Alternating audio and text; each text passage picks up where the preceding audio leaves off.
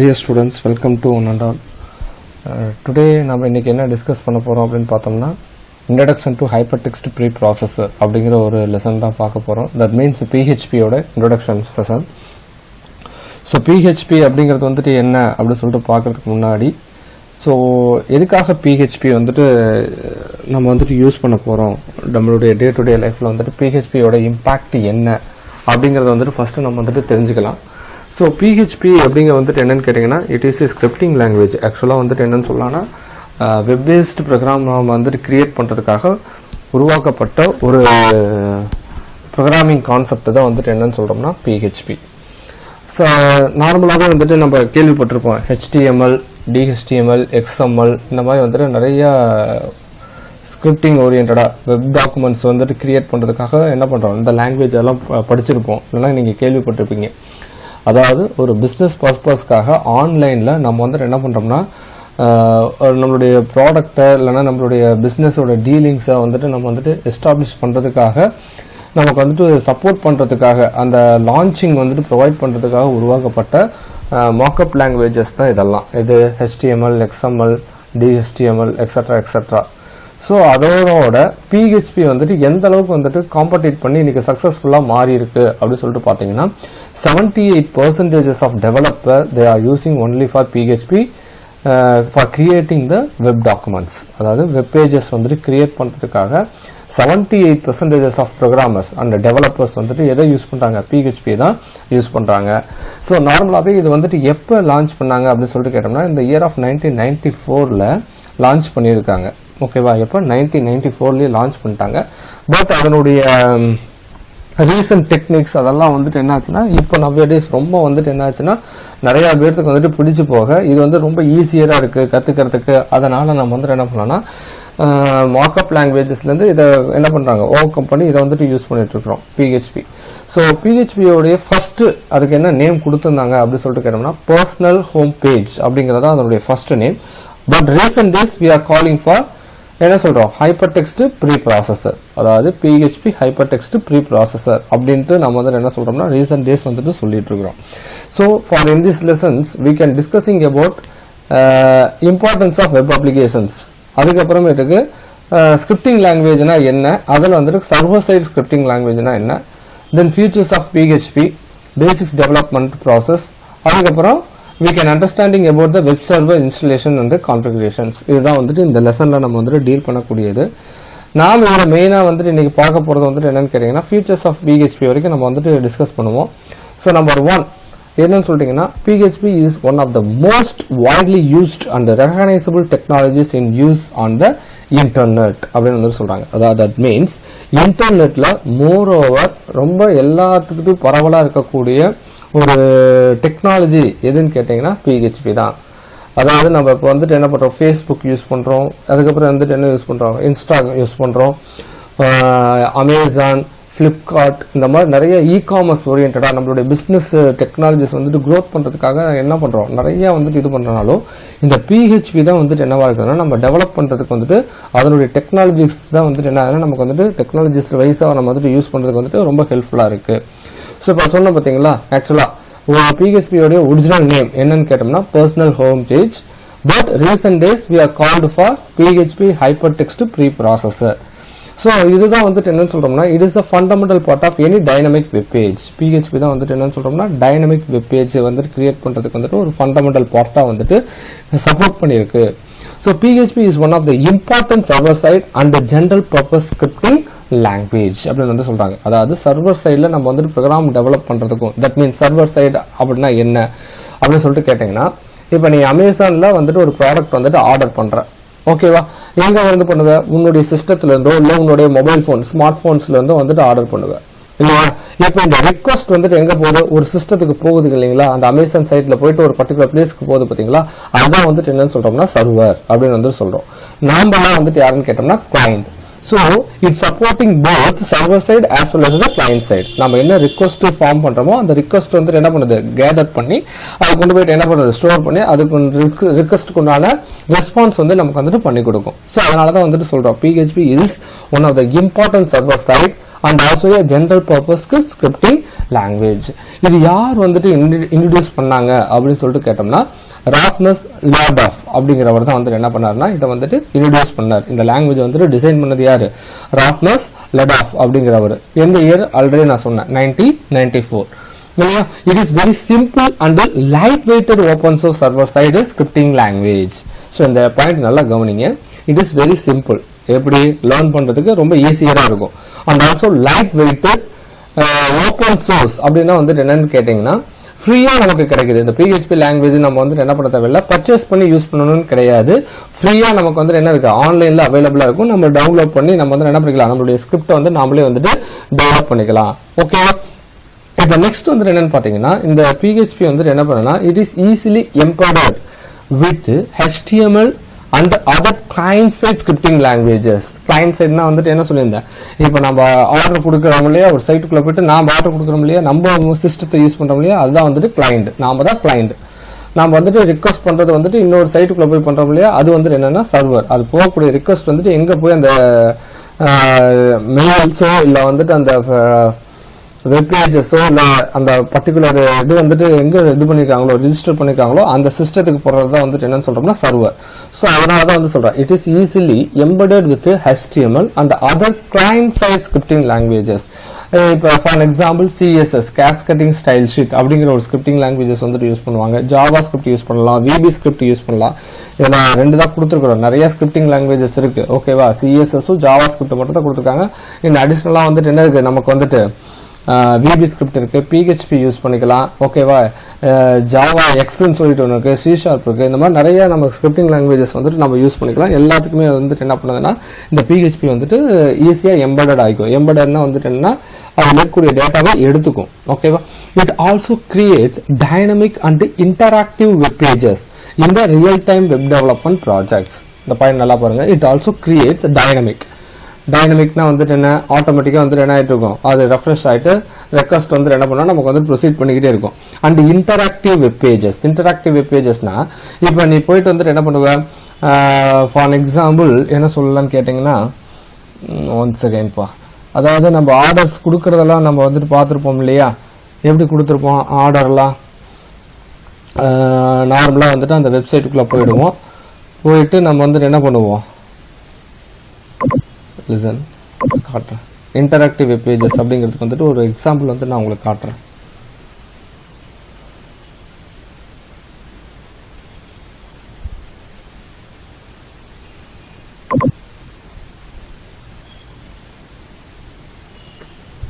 Sorry,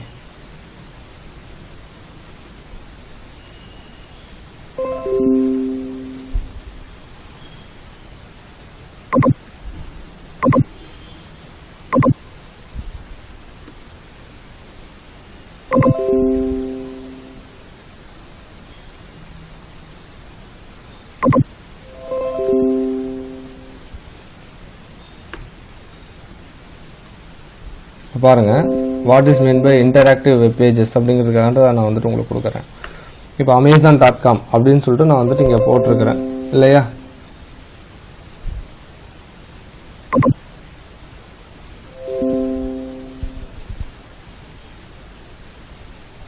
இப்ப பாருங்க, இப்ப என்ன பண்றோம்,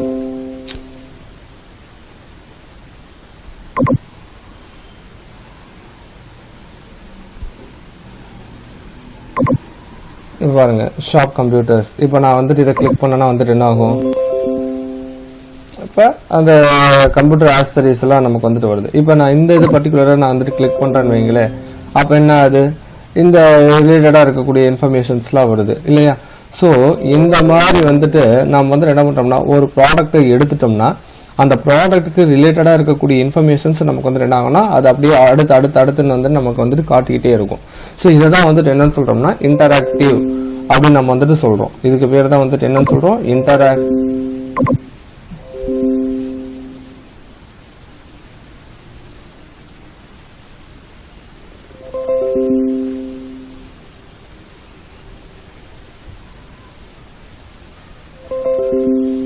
ஒன் செகண்ட். இது ஒன்று இதாகிட்டே இருக்கு.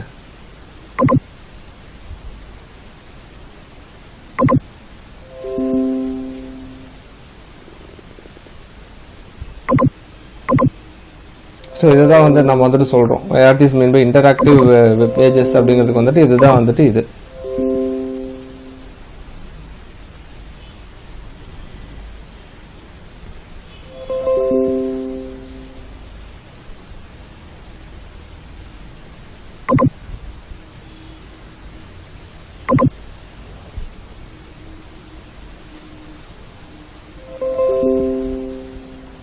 சாரி, கொஞ்சம் நேரம் எடுத்துக்கிட்டேன். ஸோ திஸ் இஸ் கால்டு வந்துட்டு என்னன்னு சொல்றோம்னா, நம்ம வந்துட்டு இன்டராக்டிவ் வெப் பேஜஸ் அப்படின்னு நம்ம வந்துட்டு சொல்றோம். அதாவது ஒண்ணுக்குள்ள ஒன்று நம்ம வந்துட்டு என்ன பண்றோம், கம்யூனிகேட் பண்ணி நம்ம வந்துட்டு எடுக்கிறோம் இல்லைங்களா. அதனால இது வந்துட்டு என்னன்னு சொல்றோம்னா இன்டராக்டிவ் வெப் பேஜஸ் அப்படின்னு நம்ம வந்துட்டு சொல்றோம். ஓகே,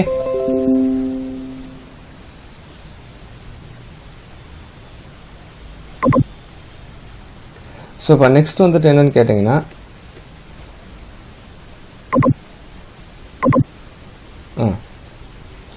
இப்போ recent statistics of server-side scripting languages using the depict of 78.9% of websites are developed by PHP scripting language அப்படின்னு வந்துட்டு சொல்றாங்க. இதெல்லாம் நிறைய எந்தெந்த ஸ்கிரிப்டிங் லாங்குவேஜஸ் வந்துட்டு இருக்கு அப்படிங்கிறது நீ தெரிஞ்சுக்கணும்னா நம்ம புக்கில் வந்துட்டு டேபிள் 4.1 அந்த லெசன் எடுத்து பார்த்தீங்கன்னா உங்களுக்கு தெரியும். ஓகேவா, இப்போ என்ன சொல்றோம்னா PHP is an open source community development initiations. அதாவது ஓப்பன் சோர்ஸ்னா வந்துட்டு என்ன, டெவலப்பர்ஸ் பாட்டுக்கு அந்த PHP லாங்குவேஜ் வந்துட்டு டெவலப் பண்ணி கொடுத்துக்கிட்டே இருப்பாங்க. நமக்கு வந்துட்டு என்ன ஆயிட்டு இருக்கும், இன்ஃபர்மேஷன்ஸ் வந்துட்டு என்ன அப்டேட் வந்துட்டு கிடைச்சிக்கிட்டே இருக்கும். அதனால அது ஓப்பன் சோர்ஸ் அப்படின்னு வந்துட்டு சொல்றாங்க. So it has many versions to ensure the quality and ease of web development activities. Okay, the current version of the PHP is 7.3 is released by the official team on 30th November 2017. அதாவது இந்த கம்பெனியோட updated versions வந்துட்டு எப்போ இது பண்ணாங்கன்னு கேட்டிங்கன்னா 2017ல 7.3 வந்துட்டு release பண்ணியிருந்தாங்க. ஓகேவா, so PHP scripting language can be executed by the help of interpreter which is installed in the web servers or CGI.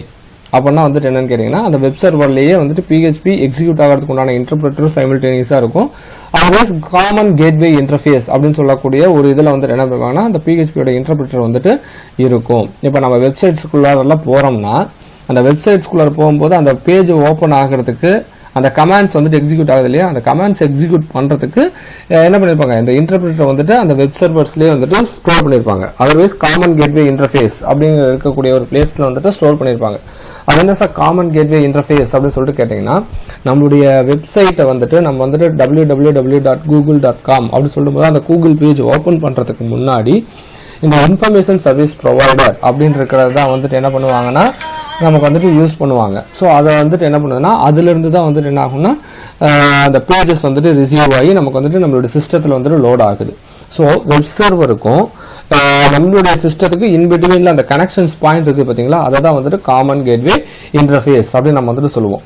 இப்போ most of the web servers என்னென்ன வெப் சர்வர்ஸ் இருக்கு அப்படின்னு சொல்லிட்டு கேட்டோம்னா, Apache, Tomcat, Microsoft IIS internet information service provider server அப்படின்னு சொல்லிட்டு சொல்லுவோம். Internet information server it will be supporting the PHP interpreter module. ஓகேவா, இது எல்லாமே வந்துட்டு சப்போர்ட் பண்ணுது. ஸோ மோரோவர் இது சப்போர்ட் பண்றதுனால PHP-ல டெவலப் பண்ணக்கூடிய எல்லா வெப் பேஜஸும் நம்மளுடைய வெப் ப்ரௌசர்ஸ் இன்டர்நெட் எக்ஸ்ப்ளோரரா இருக்கட்டும், இல்லைன்னா மைக்ரோசாஃப்ட் எட்ஜா இருக்கட்டும், இல்லைன்னா குரோமா இருக்கட்டும், எல்லாமே வந்து என்ன ஆகும்னா அந்த வெப் பேஜஸ் வந்து நமக்கு வந்துட்டு ஓபன் பண்ணி காட்டும். இப்போ அடுத்த டாபிக் நம்ம வந்துட்டு என்ன தெரிஞ்சுக்க போறோம்னு கேட்டீங்கன்னா, கிளைண்ட் சர்வர் ஆர்கிடெக்சர் அப்படின்னா என்ன. ஆர்கிடெக்சர்னா உனக்கு தெரியும், ஒரு டிசைனிங்கா இருக்கக்கூடியதான் வந்துட்டு என்னன்னு சொல்லுவோம்னா என்ன சொல்லுவோம் ஆர்கிடெக்சர். அதாவது ஸ்டெப் பை ஸ்டெப் மாடலுக்கு நம்ம வந்து என்ன பண்ணுவோம், ஒரு டிசைன் பண்ணிருப்போம் இல்லைங்களா, அதுதான் வந்துட்டு ஆர்கிடெக்சர். இப்போ கிளைண்ட் சர்வர் ஆர்கிடெக்சர் எப்படி இருக்கும், கிளைண்ட் சர்வர் ஆர்கிடெக்சர்னா என்ன. The client server architecture introduced the application sharing mechanism between two different hardware systems over the network. புரியுதுங்களா, டூ டிஃப்ரெண்ட் ஹார்ட்வேர் சிஸ்டம். இப்போ நான் வந்துட்டு இந்த இடத்துல வந்துட்டு என்ன யூஸ் பண்ணிட்டு இருக்கேன், HP லேப்டாப் யூஸ் பண்ணிட்டு இருக்கேன். இது என்னுடைய சர்வர்னு வச்சுக்கோங்க.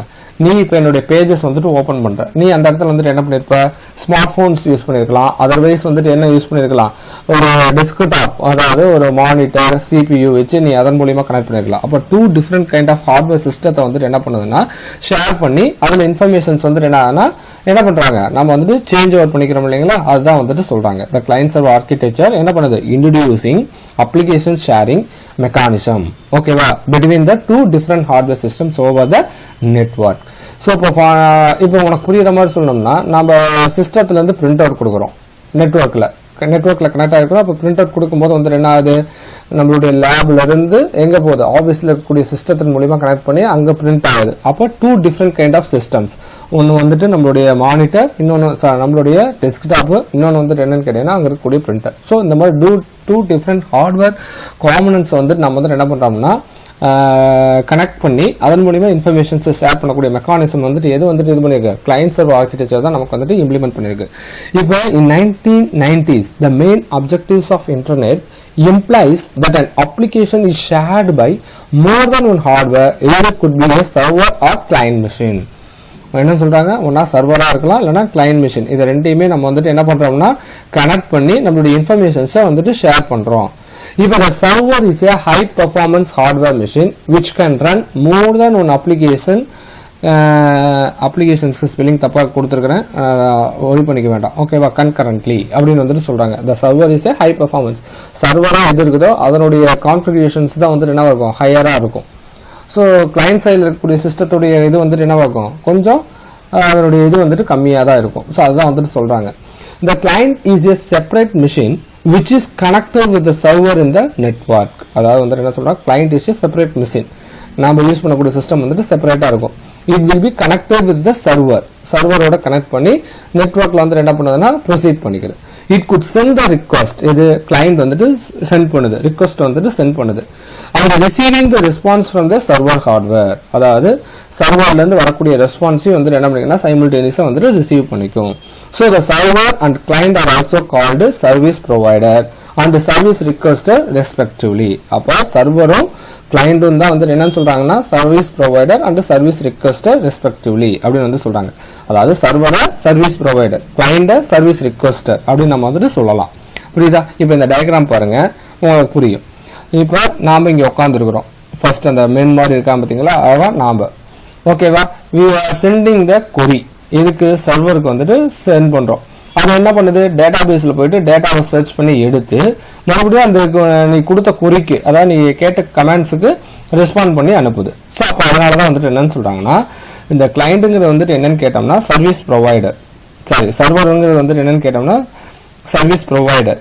இவர் கிளைண்ட் வந்துட்டு என்னன்னு சொல்லணும்னா சர்வீஸ் ரிக்வெஸ்டர். நம்ம அனுப்பக்கூடிய ரிக்வெஸ்ட்டுக்கு அது வந்து என்ன பண்ணுது, இன்ஃபர்மேஷன்ஸ் எடுத்து ரெஸ்பான்ஸ் பண்ணுது. ஸோ இதுதான் வந்துட்டு சொல்றோம். ஓகேவா? இப்போ நெக்ஸ்ட் வந்துட்டு என்னன்னு கேட்டீங்கன்னா, கிளைண்ட் சர்வர் ஆர்கிடெக்சர் மாடலை வந்துட்டு ஒரு 3 டைப்பா பிரிக்கிறாங்க. 1 tier architecture, 2 tier architecture, multi tier architecture அப்படின்னு சொல்லிட்டு வந்துட்டு 3 டிஃப்ரெண்ட் கேட்டகரிஸா வந்துட்டு பிரிக்கிறோம். இதுல ஃபர்ஸ்ட் திங் நம்ம டிஸ்கஸ் பண்றது வந்துட்டு என்னன்னு கேட்டோம்னா single tier or 1 tier architecture. இது எங்க யூஸ் ஆகுது, it is mainly used for the server accessed by the client. ஓகேவா? சர்வர்ல தான் இது வந்துட்டு ஒர்க் ஆகுது. யார் வந்துட்டு ஆக்சஸ் பண்ணுவாங்க, கிளைண்ட் தான் வந்துட்டு ஆக்சஸ் பண்ணுவாங்க.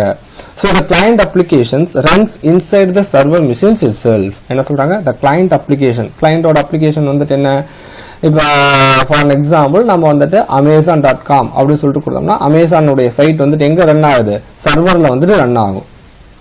ஓகேவா? flipkart.com அப்படிங்கும்போது வந்துட்டு எங்க வருது, சர்வருக்குள்ள வந்துட்டு என்ன ஆகுதுன்னா ரன் ஆகுது. அதான் வந்து சொல்றாங்க, the client application runs inside the server machine itself. So in this act as a single layer interaction. இது வந்து என்னன்னு சொல்றோம்னா single layer interaction. அந்த மாதிரி இருந்ததுன்னா single tier architecture. இப்போ பாருங்க, client computers இங்க இருக்கு, இது file server. இப்போ இது வந்து என்ன பண்ணுதுன்னா, இங்க நீ கொடுக்கக்கூடிய ப்ரோக்ராம் வந்துட்டு எங்க எக்ஸிக்யூட் ஆகுதுன்னு கேட்டீங்கன்னா சர்வர்ல தான் எக்ஸிக்யூட் ஆகுதே தவிர உன்னுடைய சிஸ்டத்துல வந்துட்டு எக்ஸிக்யூட் ஆகல. இப்போ உனக்கு சொல்ல போனோம்னா நம்மளுடைய லேப் வந்துட்டு ஃபர்ஸ்ட் வந்துட்டு எப்படி இருந்ததுன்னா இதுல வந்துட்டு கனெக்ட் பண்ணியிருந்தோம், இதுல நெட்வொர்க்ல வந்துட்டு கனெக்ட் பண்ணியிருந்தோம். அப்ப கனெக்ட் பண்ணிருக்கும் போது நீ ஒர்க் பண்ணக்கூடிய ப்ரோக்ராம்ஸ் எல்லாமே எங்க வந்துட்டு ரன் ஆயிட்டு இருக்கும், என்னுடைய சர்வர்ல தான் ரன் ஆயிட்டு இருக்கும், நாட் இன் யுவர் கம்ப்யூட்டர். அதுதான் வந்துட்டு சொல்றோம், நம்ம ஒர்க் பண்ணக்கூடிய கம்யூனிகேஷன்ஸ் வந்துட்டு எங்க ரன் ஆகுதுன்னா சர்வர்ல வச்சு ரன் ஆச்சுன்னா that kind of process is called single tier architecture. இப்ப ரெண்டாவது ஆர்கிடெக்சர் வந்துட்டு என்ன சொல்றோம், 2 tier architecture. So what it mean by 2 tier architecture? So this is architecture used for the server accessed by the client as 2 layer interactions. 2 லேயரா வச்சு interact பண்ணும். ஒன்னு வந்து என்ன ஆகும், அவங்க சிஸ்டத்திலேயே கம்யூனிகேட் பண்ணிக்கும், இந்த மீன் டைம் வந்து என்ன பண்ணும், சர்வர்லயே வந்துட்டு கம்யூனிகேட் பண்ணும். So such as client layer is 1 tier and the server layer in tier 2 அப்படின்னு வந்துட்டு சொல்றாங்க. அதாவது அவன் அப்ளை பண்ணக்கூடிய ப்ரோக்ராம் வந்துட்டு எங்க எக்ஸிக்யூட் ஆகுது, கிளைண்ட்ல இதாகும். ஆனா அந்த ரிக்வெஸ்ட் வந்துட்டு எங்க ரன் ஆகுது, ரெண்டாவது லேயர்ல வந்துட்டு ரன் ஆகுது. அதனால இது இந்த மாதிரி டைப் வந்து என்னன்னு சொல்றோம்னா 2 டயர் ஆர்கிடெக்சர் அப்படின்னு வந்து சொல்றோம். ஸோ இதுக்கப்புறம் n tier or 3 tier or multi tier architecture. இது வந்து என்ன பண்ணுதுன்னு பாத்தீங்கன்னா this is used for server accessed by the client through more than one layer interactions. client வந்து என்ன பண்ணலாம் more than ஒரு layer யூஸ் பண்ணி interact பண்ண முடியும்னா that is called multi tier architecture அப்படி வந்து சொல்றோம். இது யார் வந்து டிசைட் பண்றாங்க அப்படின்னு சொல்லிட்டு கேட்டீங்கன்னா it is decided by the programmer. They are making to count the business logic layers according to the software requirements. நம்மளுடைய சாஃப்ட்வேர் ரெக்குவயர்மெண்ட்ஸை பொறுத்து வந்துட்டு என்னன்னா இது வந்துட்டு இதாகுது. இப்போ ஃபார் எக்ஸாம்பிள் சில பேர் வந்துட்டு லோ லெவல் கம்ப்யூட்டர்ஸ் இல்லைன்னா என்ன பண்ணிக்கலாம் நம்மளுடைய அப்கிரேட் ஆகாத சில மொபைல் போன்ஸ்ல யூஸ் பண்ணுவோம்.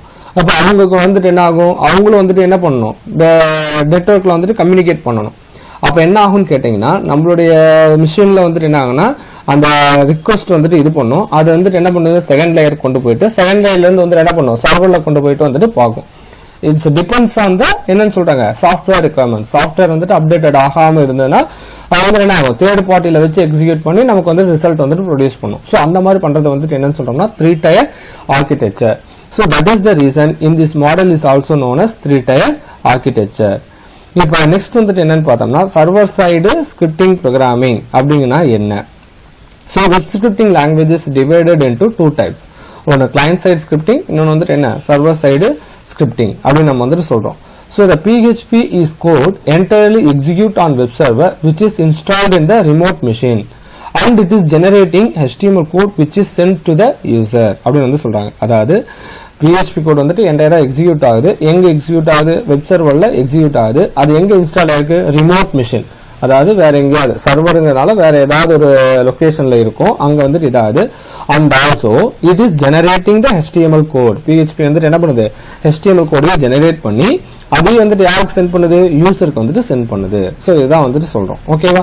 the user receives the HTML code and sees the website contents via internet browsers. அதுல என்னென்ன கண்டென்ட் இருக்கு அப்படிங்கிறது வந்து நம்ம பிரவுசர்ஸ் மூலியமா நம்மளால வந்துட்டு பார்த்துக்க முடியும். ஸோ அது என்ன browsers internet explorer, Chrome, Microsoft Edge, Mozilla Firefox இது எல்லாமே வந்துட்டு என்னன்னு சொல்லணும்னா இன்டர்நெட் பிரவுசர்ஸ் அப்படின்னு நம்ம வந்துட்டு சொல்லலாம். ஓகேவா? So PHP also supports OOPS concept, object oriented programming concept. இதுல வந்து என்ன பண்ணுதுன்னா சப்போர்ட் பண்ணுது. So அப்ப என்ன meaning? It is applicable to implement all type of OOPS features. அதாவது கிளாஸ் நம்ம கிரியேட் பண்ணலாம், ஆப்ஜெக்ட் கிரியேட் பண்ணலாம், இன்ஹெரிடன்ஸ் கான்செப்ட் வந்துட்டு என்ன பண்ணலாம்னா நம்மளுடைய வெப் பேஜஸ்க்குள்ளார நம்ம கிரியேட் பண்ணி நம்மளுடைய ப்ரோக்ராமிங்கை வந்துட்டு என்ன பண்ணலாம்னா டெவலப் பண்ணலாம். ஸோ அதுதான் வந்துட்டு சொல்றாங்க. ஓகேவா? ஸோ இதோட நமக்கு வந்துட்டு என்ன ஆகுதுன்னா இன்னைக்கு செஷன் முடியுது. அடுத்ததுல வந்து நம்ம வந்துட்டு அடுத்தது என்னங்கிறத வந்துட்டு பார்த்துடலாம். ஓகேவா? So go through the concept very clearly and if you have any doubt just to remind me. You will clear the doubts then we move on to another part. ஓகேவா? Thank you my dear students.